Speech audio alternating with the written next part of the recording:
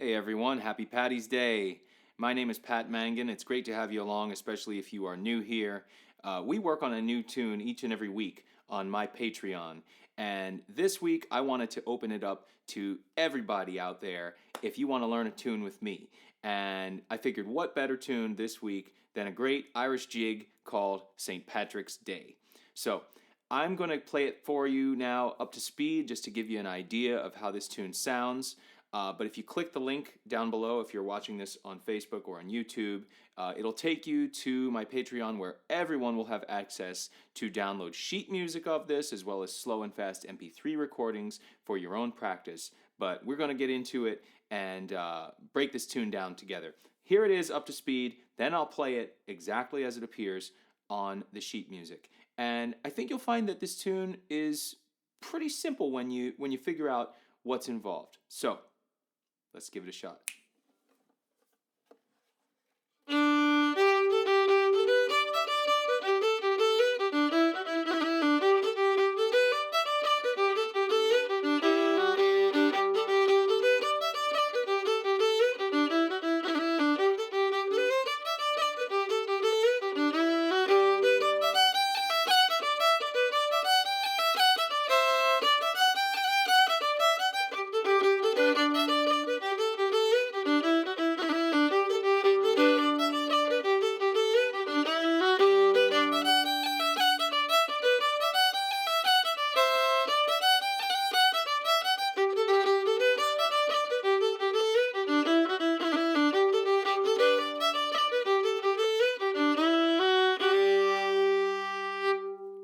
So here it goes now, a bit slower, exactly as it is on the sheet music, if you want to follow along there.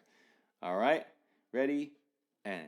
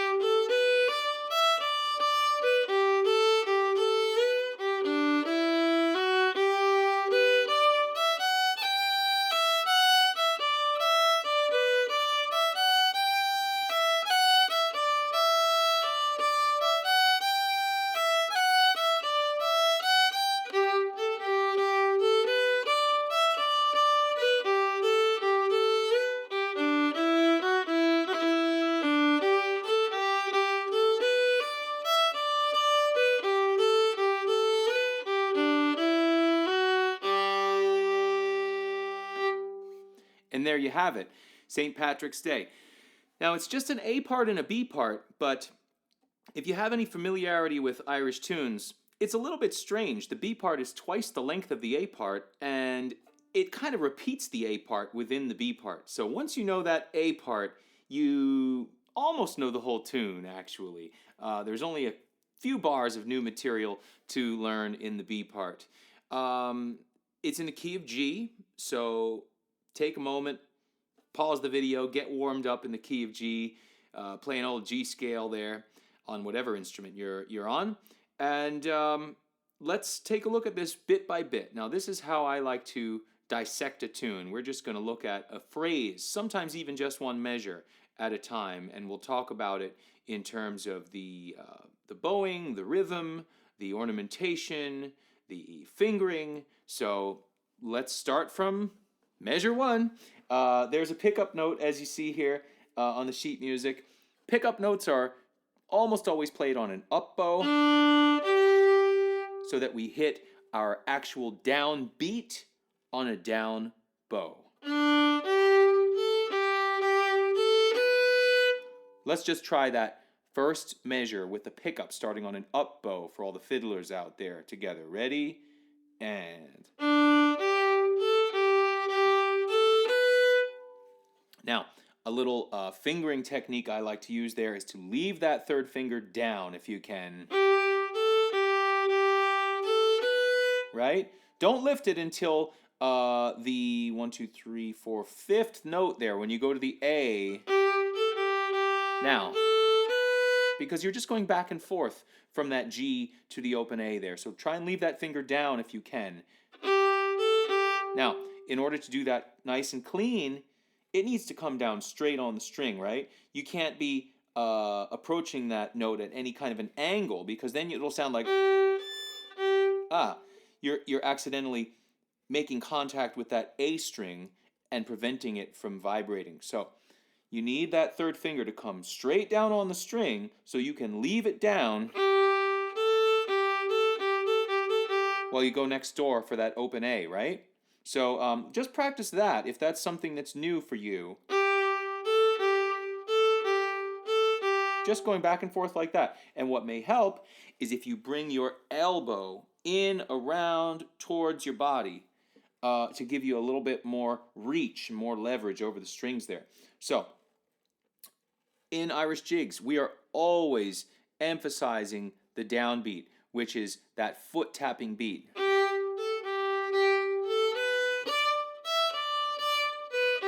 Right? Which in a measure of 6 notes like these two that I just played, it's the 1st and 4th note. So if you're looking on the sheet music, it's the start of each of those groupings of 3/8 notes, right? So let's add on that next measure there. We're just going to start this off all single bows. No slurs needed here.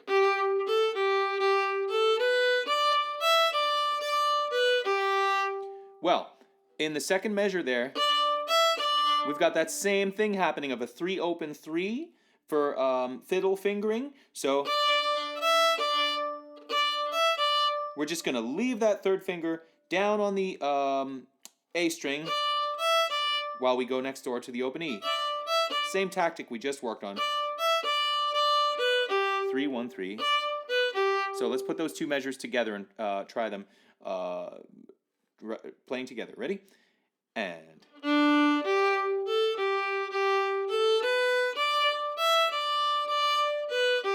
Let's do it again. Reset your bow. Let's take that pickup from the up bow D. Ready? And...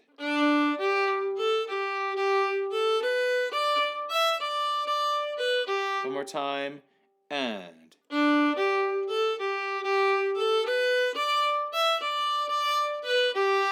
Now, if you noticed, one of the ways I like to accent those down beats is by using more bow on them. It doesn't necessarily mean it has to be a down bow. It could be an up bow as well. Right? Did you catch that? So it's like big down, big up, big down, big up. Right? So that'll help really accentuate those notes by giving the bow a bit more velocity on them, using more. Rhythmically also, we hold that note, that downbeat, ever so slightly longer to give the tune a more syncopated feel, which is very important in jigs. You don't want it to sound like, you know, too mechanical or too even.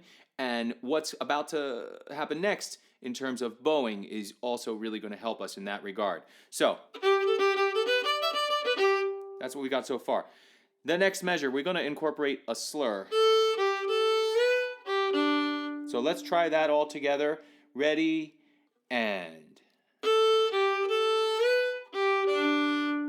Right? So that is a slur into the downbeat. Now, if you've worked on any jig with me before, this concept is not new. We always want to slur into the downbeat, never out of it. This is a strong slur, slurring into that pulse and helping to accentuate that note. Right? Let's try that. Ready? And... Now you can also do like a little slide into that B, that first finger, no matter what instrument. Right? subtle little slide into that B is kind of nice.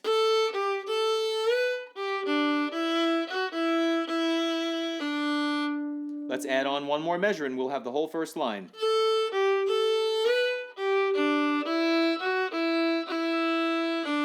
Let's reset our bows to a down bow if you're playing fiddle, and try that together. Ready, and...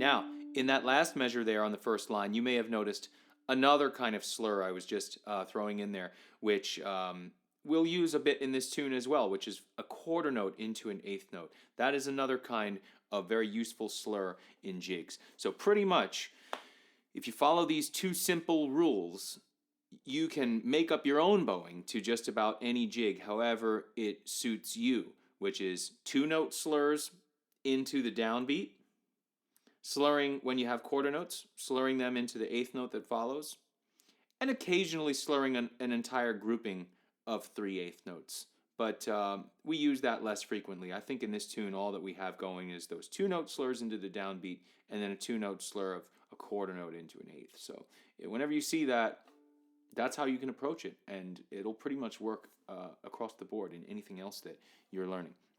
So that whole first line, it sounds like this.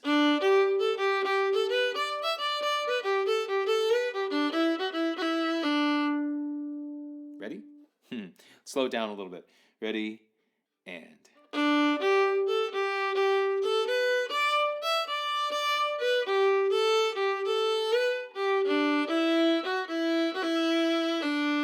Okay, second line, we are up bow direction to start this line. That's fine. We're not that concerned about bow direction so much in jigs as we are in other tunes like reels and hornpipes, but that's for another day.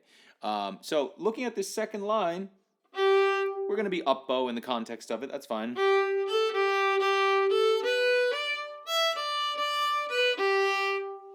We know that.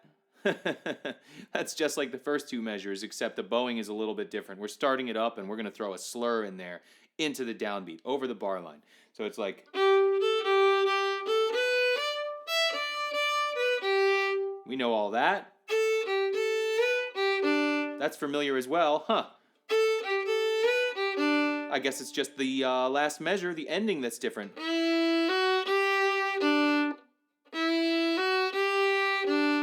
And that's kind of like our G scale. So we pretty much know this whole first part. That's it. Let's go through it nice and slow, all together. Let's look at the second ending before we do that. It just changes one note at the end. Just goes to a B to lead us on up into our second part. So let's play through this A part together twice, playing both endings. Nice and slow, nice and steady, right? Really going for that nice, slightly syncopated jig rhythm where we accent those downbeats, okay? Ready? 2, 3, and...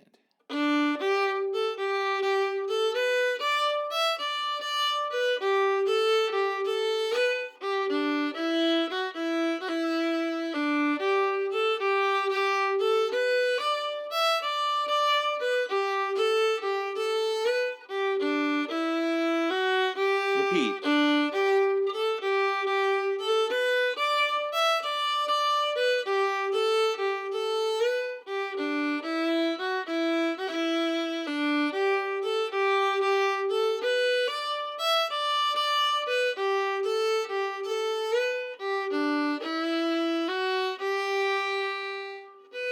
And then there's that B pickup note into the B part. Good. So, if you're not 100% on that yet, just stop here and go back, play that over a few times, or work on it on your own a little bit. The B part, hey, it looks like a lot, but you know what? It's half of it is just a repeat of the A part, and even the new melody, there's not that much to it. So even though it may look a little bit daunting, if you're looking at the sheet music there, it's no big deal. We'll get it down in a few minutes. So here's how it sounds anyway.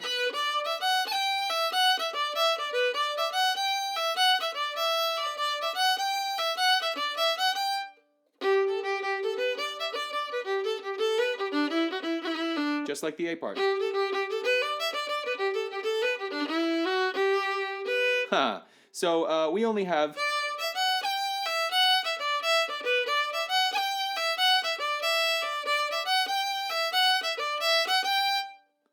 6 measures of, of new material. And even within those 6 measures, there's a lot of repetition. So, piece of cake. Here we go. So we're going to start off, we'll just start off on beat 1 of this B part. Another little fragment of our G scale there. 3 open, 1, 2. And we're going to see one of those slurs from a quarter note into the 8th note after it right there, right? So we're going to start it on a down bow. We're going to go 3 open, 1, 2, open, ready, and one more time, 3, 4. If you like, you can add a grace note there before that second finger, which will just be a flick of the 3rd finger.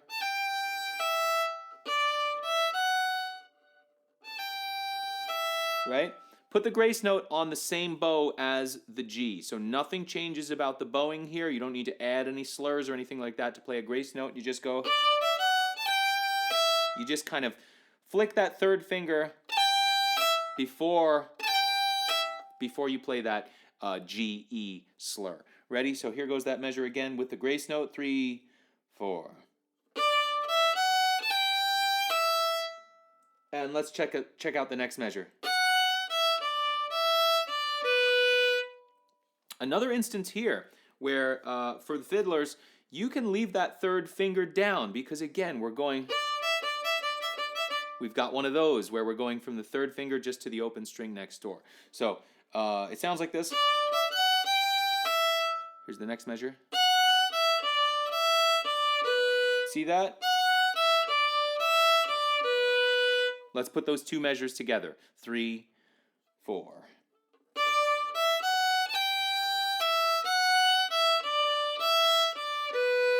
Again, 3, 4.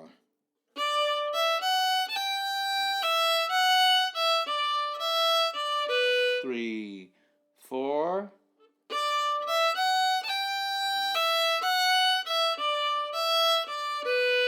All right, moving on, just the same. Oh. 2 notes difference there. 1 note difference maybe. That's it, really. Again, leave that 3rd finger down if you can. Right? We're just going right back to it. That way, it'll be in tune, as long as you hit it in tune the first time. And it just makes for much smoother transitions between the strings.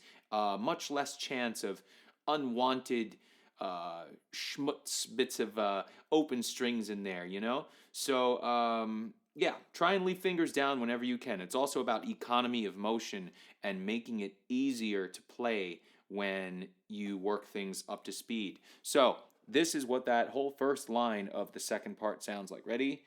And...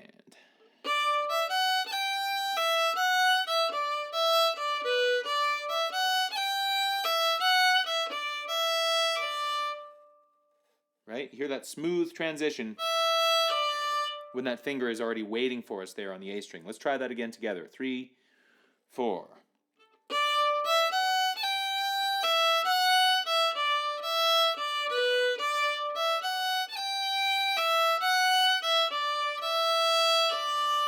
One more time. 3, 4.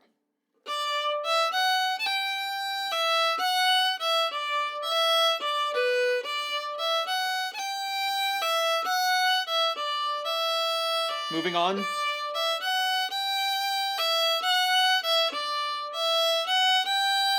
Right? This time on the second measure of the second line of the second part, we are going up, not down. So we go, this part's the same. Now, we go up the scale, not down to the A string. So we go, ready? Let's try just that second measure, second line of the B part. Ready? And again, And that's it. We've got the whole tune down, because then after that it's just a repetition of the A part contained within the second part. Now this is a little unusual, but that's because this tune, as I mentioned earlier before, is a set dance, which means that there is a particular step, a particular choreography that Irish dancers perform to this tune in particular. So if you are ever playing this for a dancer, you'd want to check if they want to have this B part played twice through or only once through. I've heard both ways done. So I don't know. If you want to weigh in on the comments down there, which is your preferred way of doing this tune? If anybody knows, I don't know. I think the jury is out on that. I think different dancers prefer it different ways. Sometimes 2 B parts, sometimes just 1 and back to the top. But anyway, we have the whole thing. So let's go back over those 6 measures, really, is all it is, of new stuff that we learned in the B part. And then we can pretty much piece these larger chunks of the tune together, and we have the whole melody for St. Patrick's Day on St. Patrick's Day 2021. Here goes that B part. Ready? And...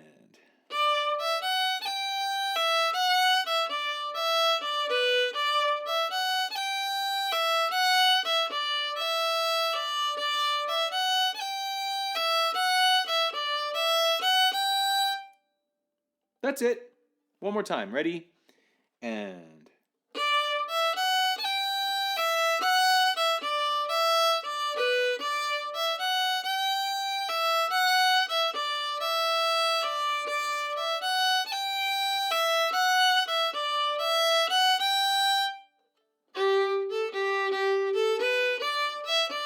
And we know that. That's a repetition of the B part, of the A part within the B part. The only little tricky thing about that section there is making the transition from the high G to the low G. So we've got to jump, at least on the fiddle it's slightly awkward. We've got to jump from the E string over to the D string. So let's see, what direction is our bow there? Right. So it's a quick up on the E string to a down on the D string. You can even practice this for starters if that seems uncomfortable or strange to you. You can practice it just on open strings, just by going.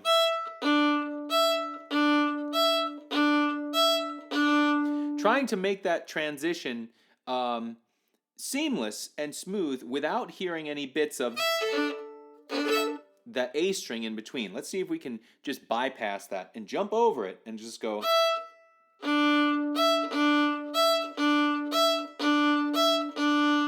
What's happening is a very, very brief stop in the momentum of the bow and a silent switch over to the lower string level. What also helps a lot with that is flexing our wrist, doing kind of like a waving motion almost. Now if you combine that, I was really just isolating the wrist there. If you combine that with a little bit of the arm, you can get that pretty clean without hearing much of that string in between. Now let's try it with the actual fingering of G, G.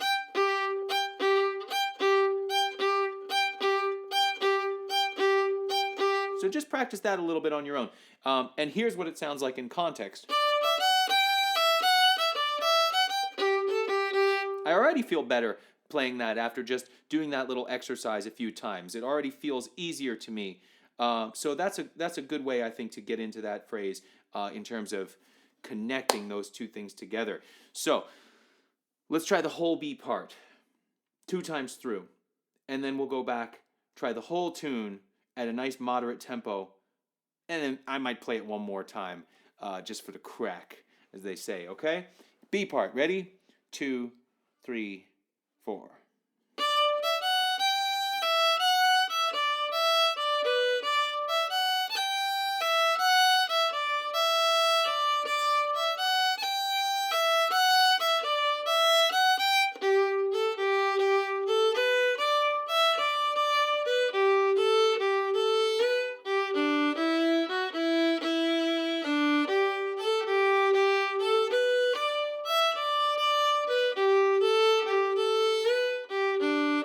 repeat.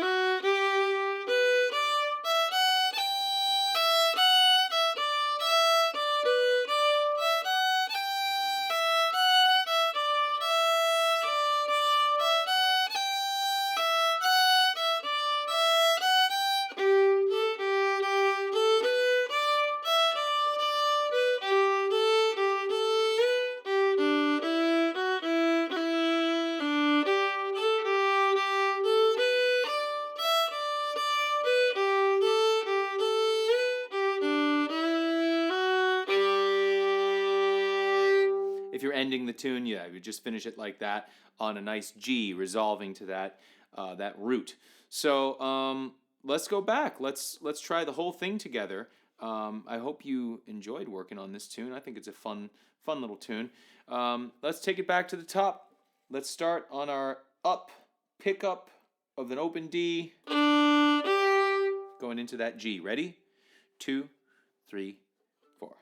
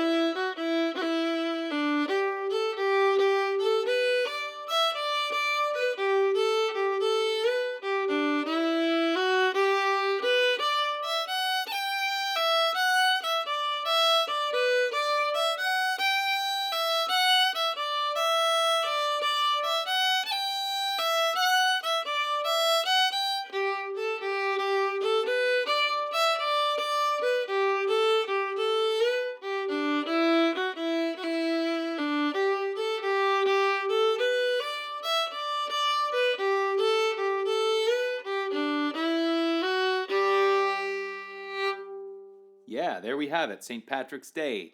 I'll play through it one more time now, stopping along the way as I just come up with some ornamentation or maybe small little variations off the top of my head. Here we go.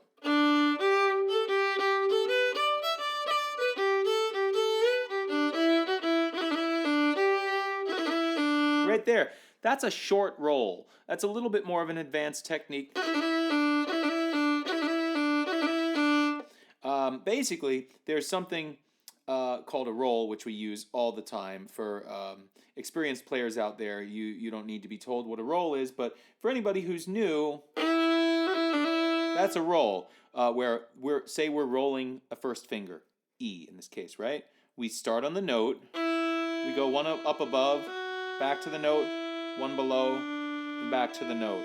It's 5 notes, if you will, as part of that little ornament. 1, 2, 3, 4, 5, right? 1, 2, 3, 4, 5. So what we do, just to explain it very quickly, in the short roll, is we cut off that first note, the main note of the roll. Instead of going, we start from the grace note above. That's it. So that fits into the span of a quarter note. Whereas for a long roll, we need the length of a dotted quarter note. So we don't have time for that here. So we're just going to throw a short roll in there. Anyway, one more time from the top. You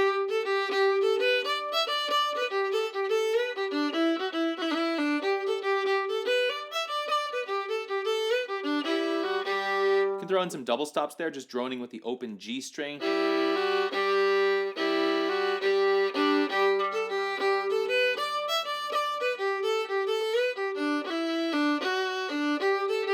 Little melodic variation there. Just E, D, F sharp, D. We just kind of subbed out that last measure on the first line.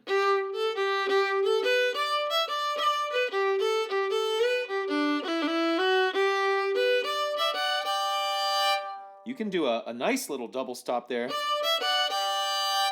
by just leaving that third finger down where it is.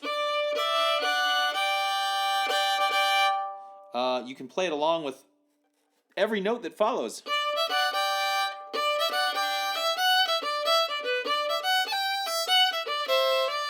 There. I'm playing a C, a second finger, underneath that E to imply that C chord.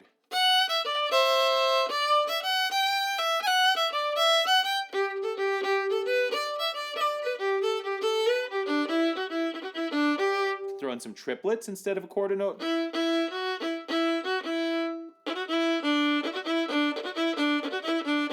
That's just 1, 2, 1, open.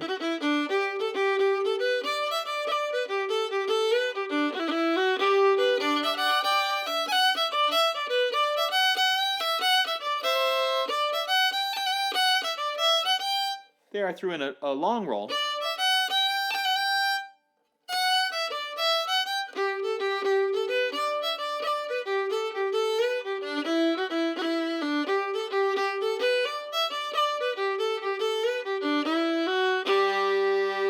Here it goes, one more time.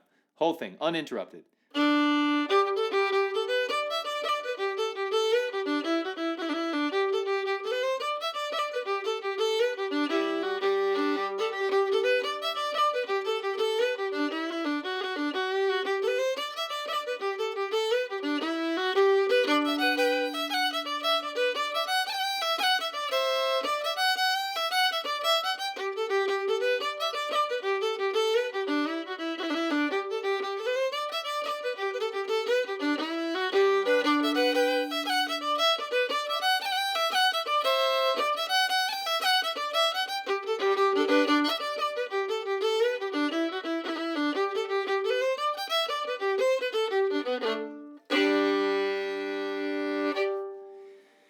All right, St. Patrick's Day.